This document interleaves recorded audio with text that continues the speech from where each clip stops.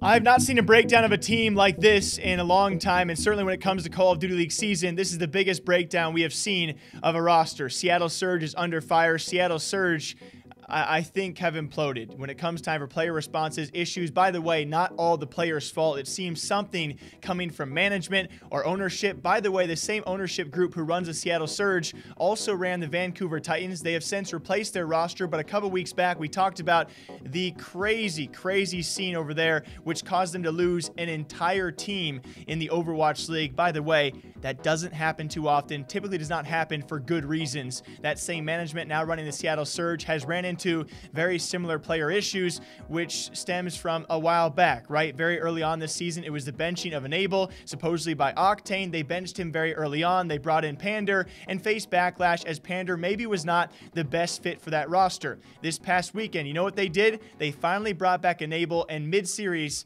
they benched him again.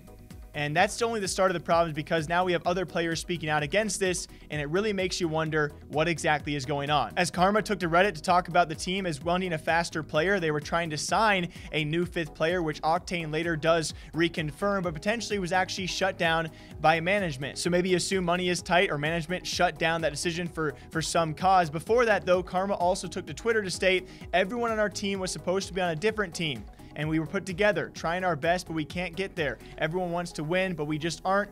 It sucks. Then you have Octane also having a slew of tweets stating how he legit does not want to play anymore. He's tired of hearing people say make these changes when they literally they can't make those changes. He also literally wants the year to end, even taking to Reddit to say he did not sign early to a Call of Duty League team, but by the time he did sign, all the other teams were actually figured out, and he was landed on Seattle. Then even Slack goes to Twitter to state that no one knows what their situation is, no one knows what's going on in the roster and what is going on, likely behind the scenes, even admitting they did not scrim for 2 weeks while trying to get a new 5th player, and apparently it's impossible to get a new 5th player, which also further reconfirms it was shut down by management or some ownership group to actually acquire a new 5th. Thus, they brought back Enable. It somehow got worse, even saying they went 6-39 in scrims. And then very last, we have Enable taking to Twitter, trying to, of course, he can't stress his full frustrations, probably can't even express his full words of what is going on. And we're all left wondering, what is going on? Right? You have a team out there admitting, at least part of the team saying they don't want to play. They want the year to be over. These guys weren't even meant to be on the same team, but they somehow ended up on the same team, and they just can't win, and it sucks. They somehow got worse, bringing back their 5th player they already benched preseason for a guy that other people have talked about not even fitting the roster. They went 6-39 in scrims, bringing him back, so they benched him mid-series and brought back Pander. It sucks because we have no idea what the issues are going on behind the scenes, but publicly, this looks terrible. So we don't know the issues with uppers, right?